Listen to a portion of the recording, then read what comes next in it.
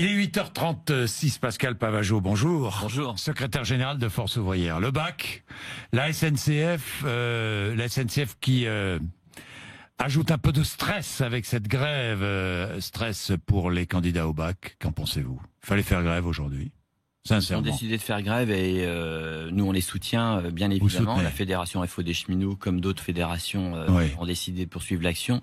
On les soutient. Même si ça gêne ceux qui vont passer le BAC ou les familles. Ça gêne tout le monde et les premières personnes qui sont gênées par la grève, c'est ceux qui la font. Et personne ne fait grève par plaisir. Non, Encore une fois, il y a une réunion. Les premières personnes, ce que vous dites là, parce que je voudrais... Les premières personnes gênées par la grève, ce sont ceux qui la font. Bien sûr. Et pas les usagers. Mais tout autant, mais écoutez, franchement, personne n'a envie... ou pas Tout autant, mais écoutez, franchement, personne ne fait grève par plaisir. Personne ne donne des journées de salaire depuis des semaines, depuis des mois, par plaisir. Sauf que on leur casse... Journée de salaire, je vais pas entrer dans le détail, mais ça dépend. Hein. Oui, pour l'instant, j'ai discuté avec un contrôleur dans un train ce week-end qui fait grève, et il m'a dit que ça lui coûtait pas grand-chose pour l'instant. Pour l'instant, c'est le cas. En l'occurrence, on leur casse leur cadre collectif de façon... j'allais dire idéologique et dogmatique. On ne leur crée rien en face, on casse leur statut, et là, soi-disant, on a une première réunion qui s'ouvre une fois que la loi a détruit le statut, vendredi. Et qu'est-ce que dit le patronat de la branche? On n'est pas là pour négocier. C'est-à-dire que clairement, il se passe exactement ce que nous avions dit il y a 2 mois au gouvernement, lorsque nous avions demandé un moratoire pour pouvoir négocier pendant 1 mois l'extension du statut de manière à ce que le cadre collectif soit maintenu aux 127 000 femmes et hommes de la SNCF. Là, on a cassé par la loi, sans les concerter, leur statut, et maintenant on renvoie à une statut des futurs cheminots. Non, y compris le leur, du fait qu'on va leur imposer aussi de changer d'entreprise, et ce sera une logique de clapet anti-retour. Donc on casse le cadre collectif de ces 127 000 personnes et on les renvoie à une hypothétique négociation où ils sont en position de faiblesse et où le patronat, dès la première réunion vendredi, dit on n'est pas là pour négocier, on est là pour appliquer la loi, c'est-à-dire pour obtenir des clopinettes, c'est-à-dire une convention collective au rabais qui sera 10 fois, 100 fois moindre que leur statut actuel. Comment voulez-vous, dans ces conditions-là, que vous ne continuez pas la lutte à vous battre collectivement pour votre cadre collectif? L'été, vous appuyez cette décision de la CGT? Je n'appuie pas la position de la CGT, j'appuie la position des cheminots et de FO cheminots. C'est FO cheminots, en ce qui me concerne, qui donne son positionnement par les assemblées générales. Aujourd'hui, les camarades de ils ont leur modalité d'action. Je soutiens mes camarades qui sont dans l'action. Oui à la grève cet été. S'ils le décident, oui. Oui à la grève. S'ils le décident, oui. Tout l'été. S'ils le décident, oui, parce que c'est... à la rentrée aussi. Vous rentrez dans une négociation, vous avez un patronat. Non, mais attendez, vous rentrez dans une négociation. La loi est votée. Vous avez justement, dans ce cas-là, on l'abroge. Vous rentrez. Dans ces cas-là, oui, puisque je suis cohérent avec ce qu'on dit depuis le début, c'est-à-dire qu'on casse pas le statut. Dans ces cas-là, vous rentrez dans une négociation où vous n'avez rien. Excusez-moi, mais vous êtes à poil. Vous êtes à poil face à un gouvernement et surtout un patronat qui ont toutes les cartes en main. Donc, il vous reste plus quoi comme rapport de force dans le contexte actuel? Justement, de continuer la grève. Donc à un moment donné, il faut arrêter cette espèce d'attaque. Une grève 2 jours, 3 jours. Les cadres collectifs. Pourquoi ne pas engager une grève massive, une grève sur plusieurs journées d'affilée? Pourquoi ils ont pris ces décisions-là? Peut-être qu'ils changeront à un moment donné de modalité d'action et peut-être que c'est ce qui se mettra en place. Ça leur appartient. Tiens, en l'occurrence, pour une fois, ils ont innové. 28 juin, mobilisation. CGT, Force ouvrière, quel mot d'ordre? Et les jeunes. Aujourd'hui, pas solidaire, j'ai vu. Aujourd'hui, on est dans qui ne se joint pas à votre mobilisation. Qui a dit qu'elle ferait des actions locales. Quel mot d'ordre? L'objectif, il est avant tout de rappeler qu'on a 2 points communs à l'ensemble des combats qui sont menés dans le secteur public comme dans le privé. Premièrement, le refus de la répartition de la richesse produite, c'est-à-dire de la modération salariale et le fait qu'aujourd'hui, sur 100 € de profit, 67 va au niveau des dividendes et seulement 6 vont au niveau des salariés. C'est le point commun de l'ensemble des luttes. Et le deuxième point commun, c'est une logique de déprotection, de casse des cadres collectifs. La journée du 28, c'est une journée qui prend date. On a l'intention de se revoir l'ensemble des organisations syndicales fin août, de manière à monter d'un cran et aller sur une mobilisation interprofessionnelle face à cette logique d'individualisation qui nous est opposée et de refus de la répartition de la richesse produite à partir du mois de septembre. Donc je ne sais pas si le 28 est une logique de veillée d'armes ou de maintenir l'action, mais c'est aussi le moyen de se parler entre les organisations de jeunesse localement et les organisations syndicales. Vous proposez syndicales. À la rentrée une grande rencontre, enfin une rencontre avec le patronat. Non, ça c'est encore autre chose, excusez-moi. Je parle là des 8 organisations syndicales, plus les 4 organisations de jeunesse, où nous allons... 8 organisations, il n'y en a pas un peu trop? Il n'y a pas un peu trop de syndicats dans ce pays? Il y a trop de partis politiques. Non, je vous dis ça parce que... Je vous dis la ça, démocratie sociale... Je vous dis ça, non, je vous pose la question. Le pluralisme syndical, c'est aussi un fait démocratique. Vous avez, si une organisation chacun syndicale... défend sa boutique. Chaque syndicat est fort, soit dans la fonction publique, soit dans le privé, dans certaines branches, et puis dans d'autres branches pas. D'abord, ça fait partie de notre histoire, premièrement. Deuxièmement, je trouve que le pluralisme, qu'il soit syndical ou politique, c'est contributif de notre démocratie. Donc vous êtes plutôt de une force. plus en plus nombreux et de plus en plus... On est 8 depuis... Vous êtes 8, mais avec de moins en moins de militants. Ça encore, ça n'est pas vrai. C'est-à-dire le nombre de militants ne baisse pas forcément. Et de plus, l'adhésion, je dirais notamment au travers des élections régulièrement tous les 3 ans, tant dans la fonction publique que dans les entreprises, est toujours avec des scores d'élections qui est de l'ordre de 70 à 80%. Et puis au quotidien... score d'élection sur le nombre de votants. Oui, mais c'est-à-dire sur le nombre de salariés. J'aimerais bien que sur le plan politique, on en soit là. Donc, franchement, là-dessus, non, il n'y a pas. Le problème n'est pas le nombre des organisations syndicales. Le problème après, c'est d'avoir le choix de pouvoir se positionner. Pourquoi est-ce que vous battez toujours au niveau national et pourquoi est-ce que vous ne vous battez pas avant tout dans les branches? 36 600 accords d'entreprise chaque année. Combien sont signés? 90% par force ouvrière. 90%. Excusez-moi, mais c'est une belle vitalité. Ça marche plutôt bien. La négociation. Ça prouve que vous entendez bien avec le patronat. Non, ça prouve qu'on sait négocier. Ça prouve que ça sert d'avoir une organisation syndicale dans une entreprise parce que c'est du progrès social, notamment pour les travailleurs et les salariés. Deuxièmement, au niveau des branches, on a des branches qui fonctionnent avec une vraie vitalité. Il faut certainement ramasser le nombre de branches, mais il ne faut pas casser le nombre de conventions collectives. Il faut maintenir les conventions collectives qui sont des droits collectifs spécifiques et qui ont montré leur intérêt pour l'ensemble des femmes et des hommes qu'elles représentent à un moment donné ou qu'elles cadrent collectivement. Après, il y a le niveau interprofessionnel. Oui, là, on a un problème. C'est-à-dire qu'on est en panne en matière d'agenda social, en matière de négociation interprofessionnelle. Et dès que le président du MEDEF sera connu, bien, nous, au niveau de Force ouvrière, nous lui écrirons pour lui demander à ce que nous ouvrions, et j'espère que nous le ferons à 5, les 5 confédérations syndicales, pour demander un agenda social et commencer à négocier dès le mois de septembre. Vous savez, on a un gouvernement qui ne reconnaît pas ce que sont les organisations syndicales au niveau interprofessionnel, c'est-à-dire au niveau national, mais aussi quelque part au niveau local, au niveau départemental. Et donc ça aura des conséquences à un moment donné sur un plan démocratique, parce que la nature a horreur du vide, et je crains que à refuser de reconnaître l'existence, le poids et le rôle des organisations syndicales sur le plan interprofessionnel dans le cadre de la démocratie sociale, ça n'aboutisse à un moment donné à un climat insurrectionnel.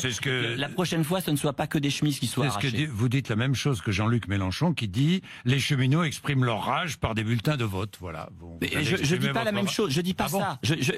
Peut y avoir une conséquence, les conséquences démocratiques de refuser d'écouter les revendications ou de casser dogmatiquement les cadres collectifs. Ça peut se traduire effectivement à un moment donné, tous les X années, par un bulletin de vote. Ça peut avoir un poids démocratique. Ce que je dis, c'est plus fondamental. C'est qu'à un moment donné, le fait de ne pas reconnaître l'organisation syndicale, son rôle, sa capacité à négocier, sa capacité à concerter, sa capacité à obtenir des droits nouveaux et à défendre l'ensemble des travailleurs, ça va conduire inévitablement à un moment donné à une logique de violence, de haine et une logique insurrectionnelle. La prochaine fois qu'il y a un conflit social dans l'entreprise, ça ne sera pas forcément qu'une chemise arrachée. Alors la répartition des richesses, il y a aujourd'hui la présentation au Conseil des ministres d'une loi qui s'appelle la loi Pacte, qui veut favoriser l'intéressement notamment et la participation, intéressement dans les entreprises de moins de 250 salariés et participation dans les entreprises de moins de 50 salariés.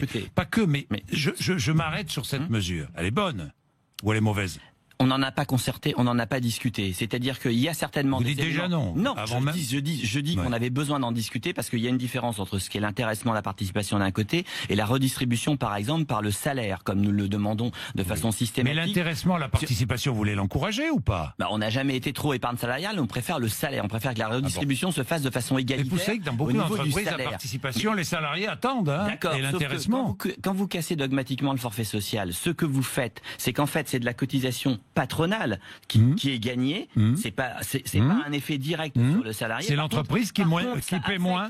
Par contre, ça affecte le financement collectif de la sécurité sociale. Dans la loi Pacte, il y a 70 mesures. Nous n'avons pas été concertés. Il n'y a eu aucune concertation sur le projet de loi Pacte. Alors que là, on supprime des locaux syndicaux. dans les 70 mesures. Personne n'en parle. On supprime le droit aux salariés d'être informés du fait que votre entreprise va être revendue ou rachetée. Personne n'en parle. On supprime le règlement intérieur. Personne n'en parle. On privatise. Personne n'en a parlé. Sur les 70 mesures, privatise, nous n'avons eu... on a potentiellement... Aéroport de... Personne n'en a parlé. Pascal Pavageau, tout le monde en a parlé. Oui, on en a parlé dans la presse. Dans les médias, où est-ce qu'on a concerté? Où a été la concertation? Monsieur le maire est à la tête, là, d'un projet de loi qui est une sorte de cheval de Troie rassemblant 70... Fait pour aider les entreprises à créer du travail, créer de l'emploi. Mais ça fait 70 ans qu'on entend ce genre de débat en disant les licenciements d'aujourd'hui. Est-ce que vous défendez les PME? Ça ne vous intéresse pas? Mais non, ça ne vous intéresse pas. Une mesure de la loi Pacte qui est bonne, parce que c'était d'ailleurs une revendication que nous avions, c'était d'avoir justement une plateforme unique sur le plan administratif pour que les administrations puissent se coordonner et répondre tant aux chefs d'entreprise qu'aux syndicats sur les droits, les obligations, etc. Donc ça, très bien. Plus de stages préalables à l'installation des artisans. Ça fait 10 ans que nous le demandions. Si c'est dans la loi Pacte, tant mieux, mais je dis bien si, parce que nous n'avons pas été concertés. C'est quand même fort de café d'avoir à nouveau une loi qui est une sorte de cavalier législatif généralisé avec des mesures d'ordre social sur laquelle on n'a pas été concerté. Dernier élément, parce qu'il n'est pas des moindres. Nous avons une grande concertation sur les retraites. On nous explique que la grande concertation sur les retraites touche à tous les sujets sur les retraites. Est-ce qu'on a débattu des mesures liées à l'épargne retraite qui est contenu dans la loi Pacte sur le sujet retraite en général? Alors l'épargne retraite dans la loi Pacte, possibilité... Le gouvernement, il aime pas les grèves perlées, nous on n'aime pas les réformes perlées. Alors si c'est pour nous expliquer qu'au niveau de la retraite, pendant qu'on est en train de discuter, il y a des micro-mesures qui sont faites par cavalier législatif dans le projet de loi Pacte ou dans d'autres projets de loi, la négociation, la concertation, ça va pas durer longtemps. Ce qui peut changer dans la loi Pacte, c'est que celui qui a épargné pour sa retraite va pouvoir prendre en capital la somme qu'il a épargnée au lieu de la toucher en rente. Mais ça vous gêne pas, non? Ça vous gêne ou pas? Mais je sais pas, on n'en a pas discuté. Certainement, mais cela a-t-il des conséquences sur le dossier retraite? Alors là, la future réforme des retraites, pour l'instant, on ne la connaît pas. On sait ça, mais on ne la connaît pas, vous non plus, ni moi. Oui, sauf que vous avez déjà des mesures concernant des micro-effets liés à la retraite qui sont dans le projet de loi Pacte, sans qu'on en ait concerté ni dans le projet de loi Pacte, ni au niveau de la concertation sur les retraites. Sur la future réforme des retraites, Pascal Pavageau, il y a un point que je voudrais éclaircir.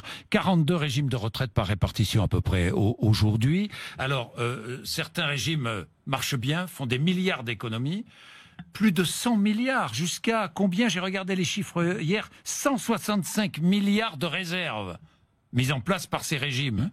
Et notamment le régime ARCO, le régime des cadres. Dites-moi, qu'est-ce qu'on va faire de cet argent? Il y a aujourd'hui déjà une logique de redistribution qui existe dans nos systèmes par redistribution et par répartition. Chaque euro cotisé vaudra les mêmes droits pour tout. Oui, c'est de la com. Ça s'appelle de la com, ça. C'est de la com? Oui, c'est de la com. C'est simplement de la com. Vous venez de le dire vous-même, d'ailleurs, à l'instant. C'est-à-dire, on ne sait pas quel est le point d'atterrissage. Comment voulez-vous savoir si un truc qui est lancé en l'air comme ça, qui est simplement une belle phrase en matière de com, peut être respecté dans le cadre d'une organisation qui n'est pas définie? C'est quoi une retraite par points? C'est quoi le prix des points? Comment je vais les obtenir? C'est quoi la transformation nécessaire? Nous saurons ça dans quelques semaines, peut-être. Nous verrons bien, non? À un moment donné, on va en avoir besoin. Qui va gérer ce trésor de guerre? Le projet de loi. Qui va gérer? Aujourd'hui, aujourd'hui, l'ensemble des régimes sont gérés. Enfin, attendez, il ne faut pas laisser penser à qui que ce soit que les régimes seraient... Il y a une caisse noire qui est... Mais certains régimes ont fait des économies, mais pas d'autres. Alors dans ces cas-là, il y a un système d'ailleurs qui existe déjà d'aider à la régime de base des salariés du privé, fonction publique d'État, SNCF et RATP sont des régimes qui n'ont pas fait d'économies.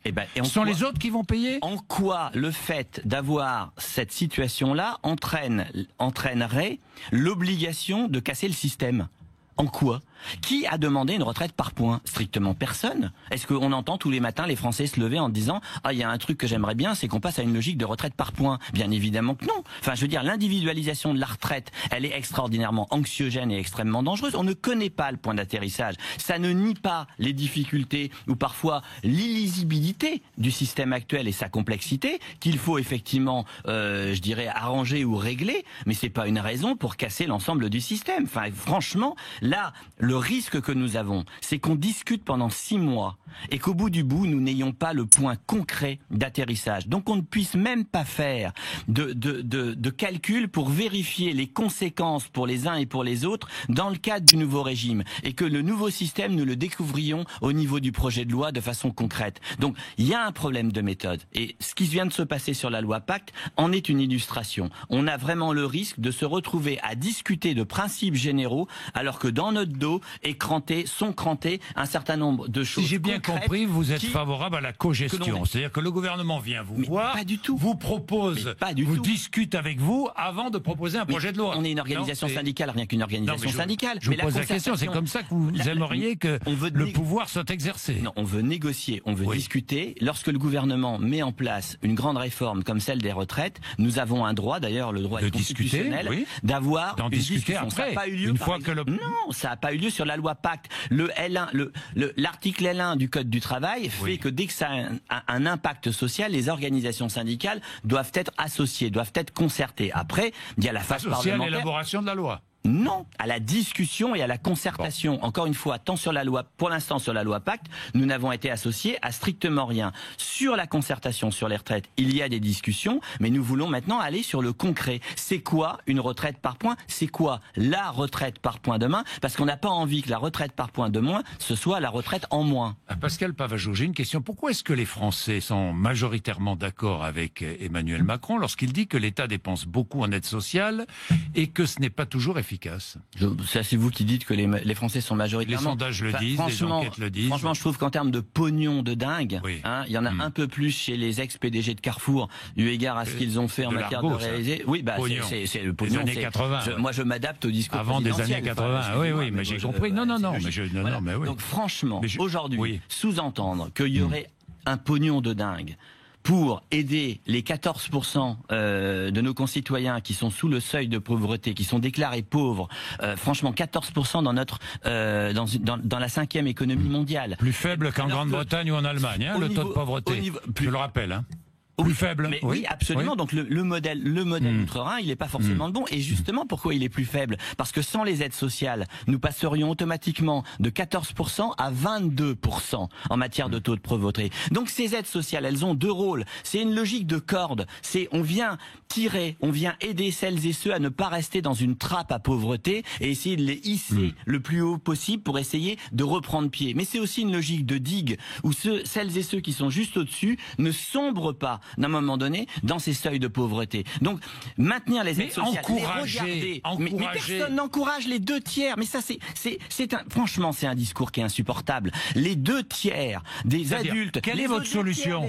Qu'on augmente les minima sociaux, qu'on dépense plus, qu'on réexamine l'efficacité des minima sociaux de manière à être plus efficace sur la redistribution de ces aides à celles et ceux qui en ont besoin, mais dont acte, évaluer des dispositifs publics. Mais bien évidemment, d'ailleurs, on pourrait aussi évaluer les 110 milliards annuels qui sont donnés aux entreprises sans contrepartie et qui n'ont créé aucun emploi, nonobstant ce que pensait le PINS de Monsieur Gattaz. Donc qu'on fasse ces évaluations d'argent public, très bien pour être plus efficace, mais qu'on ne sous-entende pas que celles et ceux qui en bénéficient, qui sont les premières victimes, sont d'une part un peu responsables de leur situation et ne ferait rien pour en sortir. C'est simplement mensonger, c'est tout à fait abject. Les 2 tiers des adultes qui sont sous les 14% de pauvreté cherchent un emploi activement ou en ont déjà un. Un SDF sur 4 en France a une activité. 12% de SDF en France a un emploi. Les gens qui sont à ces niveaux de pauvreté, ils essayent de s'en sortir. Et notre responsabilité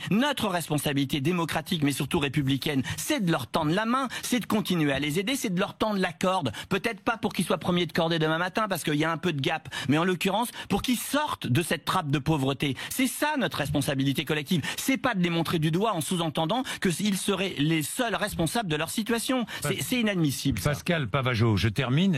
Je vois le tweet que je viens de recevoir. Les jeunes, vous entendez le responsable de Force ouvrière qui vous encourage pour le bac? Il fait partie de ceux qui auront organisé une grève qui forcément vous ajoute du stress aujourd'hui. Commentaire.